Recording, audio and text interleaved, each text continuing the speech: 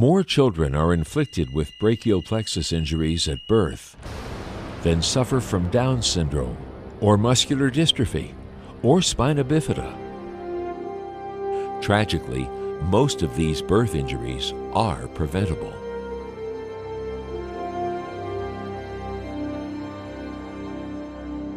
You would stop every brachial plexus injury if doctors stop pulling heads.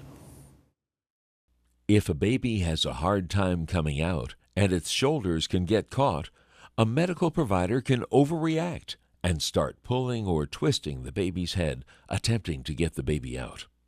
This pulling and excessive traction can damage the delicate nerves in the newborn's neck. These nerves can be stretched, torn, or completely pulled out of the spinal cord. This can result in partial to full paralysis of the shoulder, arm, and/or hand. A brachial plexus birth injury can lead to lifelong disabilities, physical pain, and emotional challenges. I knew I took great care of myself when I was pregnant. So conscientious about everything that I did, never broke one rule. And for someone else to get his hands on her for 5 minutes and have this happen, it changes your life, it changes your whole journey, it changes the direction that you take. The brachial plexus injury is when the brachial plexus is damaged, and it is damaged when somebody yanks on the head, and that yanks on the brachial plexus and causes it to be injured. So it is an injury to the baby that is caused by the person who is attending the birth.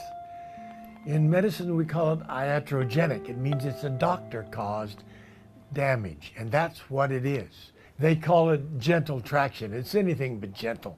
It is the head should never be tugged on, ever, at any time during the birth, but it is.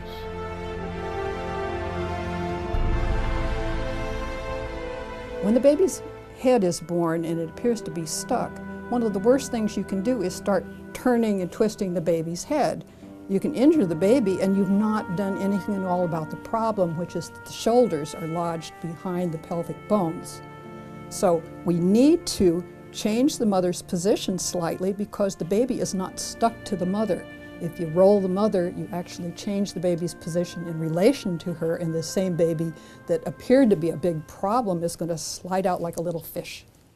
For 50 years, they have persisted in putting women on their backs, even though we have known scientifically for at least 25 years that that is the worst of all positions.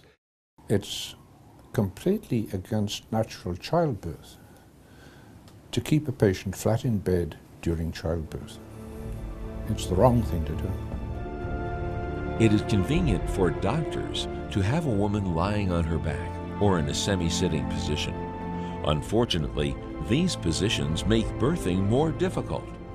If I had a pregnant mom in front of me right now and could tell her some things to try and prevent, I would tell her to become educated about different positions. By reclining on your back, you're actually closing or narrowing the birth canal by up to 30% because you're putting pressure on the tailbone and not allowing the back and pelvis to naturally expand.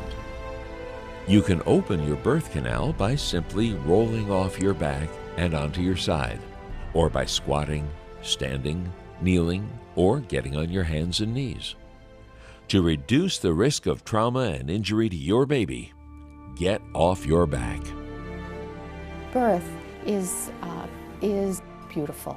It's nothing to fear. It is one of the most treasured things that we human beings have in life. It is the most amazing thing in the world.